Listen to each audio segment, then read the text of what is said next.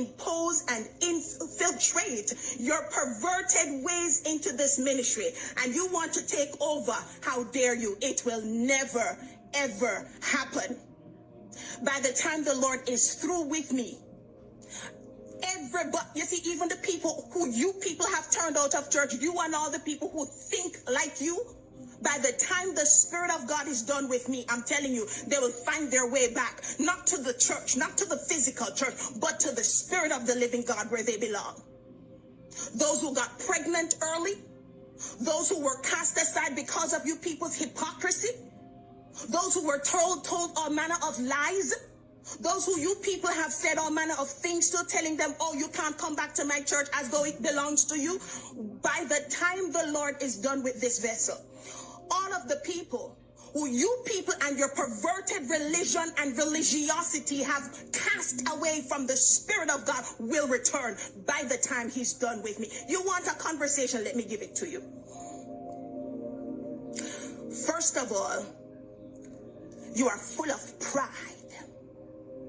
And the Bible says, pride goeth before a fall, and a haughty spirit before destruction. You are full of yourself. You are full of you. You love to talk about you, and oh, God used to. I like the fact that you mentioned God used to use you. I like it.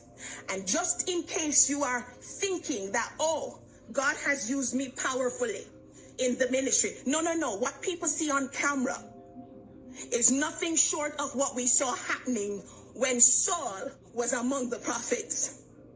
There was an atmosphere of prophecy in the case of Saul that was created.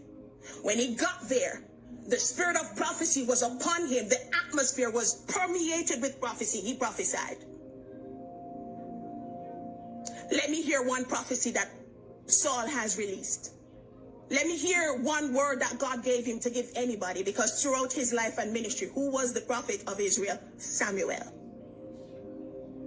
So, of course, when you come to the services, and me being just wanting help, me just wanting people to help, because, of course, I need the help. You're there, but let me tell you something. Every person who watches sees that you only go where the camera goes. You only move where the camera moves.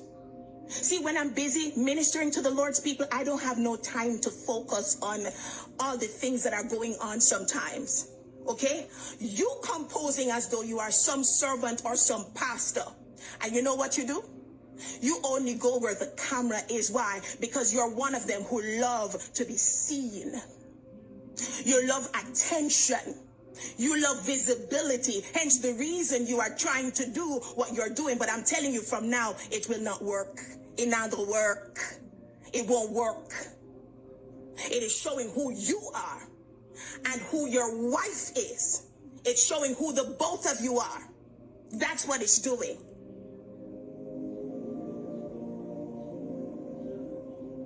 There ain't no power coming from your hands. There ain't no power and strength in your prayers or anything you utter. Nothing whatsoever. I come to your place of worship, it's dry. There's nothing there. You have a dead ministry. God gave you the opportunity to be reawakened by this ministry. And this is what you do. So first of all, let us make it clear that the spirit of gossip rests upon you and your wife. You gossip everybody. So splice what you want to splice. Move this, move that, add this, twist that, turn that. You will not change anything. As a matter of fact, you know, the only thing I regret is that I'm going to buy a ticket for the young man to be. He's going to be at the service in Georgia. I wish I can have, you know what? I'm going to ask him if he's free to be there. I want him to be right there in the service. The same young man, yes. Because you know what? God has used him to spot out your evil motives. That's what he did. And you know what?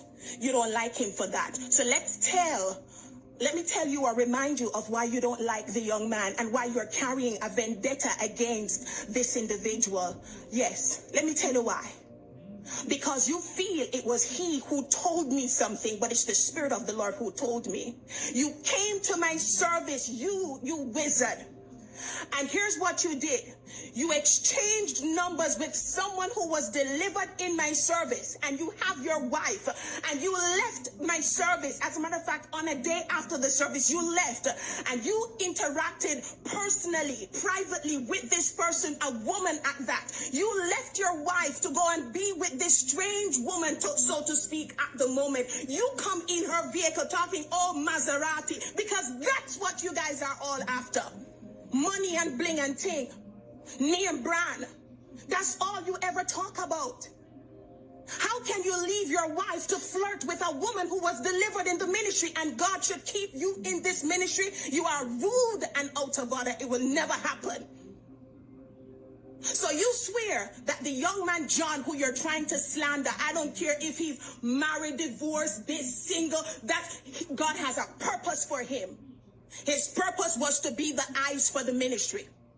And yes, he served a very good purpose. When I put on my rings, I can put them on now, next year, forever. Why? Because they've helped me too. They've helped to keep out a lot of distractions. So I thank God. So see it there. So again, praise be to Jesus. It's there. It has helped. It has helped. You think I was not realizing who you were? You think I was not detecting who you were under the quiet? How could God deliver his people, and then under the quiet you want to have inappropriate conversations with them? Why are you sending these messages to this woman and you're a married man? Why are you flirting with a woman, another woman who is married, and you are a married pastor? That's what you claim to be. And you think God is going to cause you to remain in this ministry to pervert this ministry? So let's talk, because you want my attention, so I'm going to give it to him. Please, can you help me share this broadcast? Because we're going to talk. So the Lord allowed the young man to pick up this, and he remained very silent when he saw this. You know what? He should have been at every single service, because he sees what I cannot see. That's his purpose. You didn't call him to this ministry. It's the Spirit of the living God. He served his purpose. And he still is, as a matter of fact. Yes. Ever since my eyes were opened to your wizardry.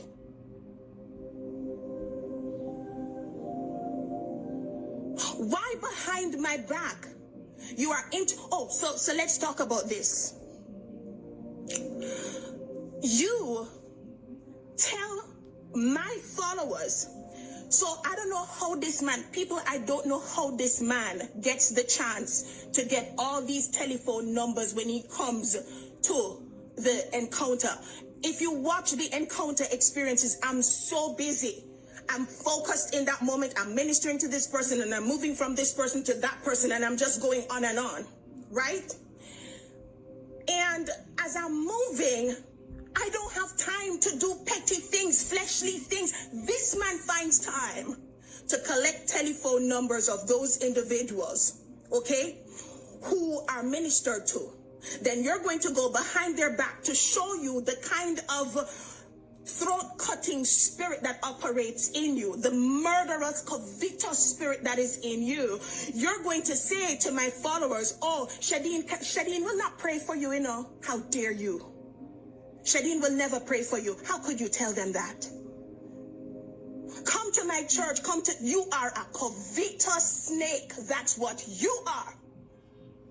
You're telling the people who follow my ministry to come to your church behind my back. But, I don't have a physical church. God did not tell me to go start a physical church and get a physical building, at least not right now. If it's something he's working on in the process, then fine. But you don't do it under the name of making me look bad, telling people, oh, Kadeen has no time. How can I not have time for people?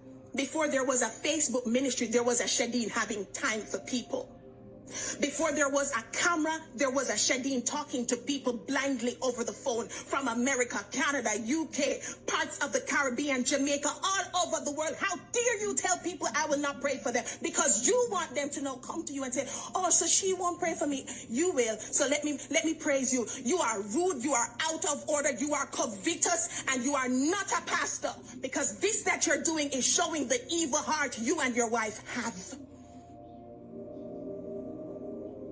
You want my attention? I'm going to give you my attention. I'm going to give you my attention. You see this thing wanna have, this pride thing, this money thing. So let me address you properly, because you want to be addressed. So first of all, you people are so evil that you people have gone ahead. And let me show you how. Oh my God, this is just, it's so alarming. This is just so alarming. That's why I can tell you my ministry is not to enclosed church spaces. That's not where God sent me. Do you notice when I'm having ministries, I'm not in churches? That's not where I have been sent. And I have to stick to my calling. And I'm realizing more and more why God does not have me mingle with church people, religious people. Not the real church. So please understand, I'm talking about the religious people who have them bunch of mix up in between them. He say, she say, and who not talk to who. I'm not into that. I'm not into that. And who is fighting for position? I don't need to fight for any position, because God has positioned me, because I've positioned myself in prayer before him.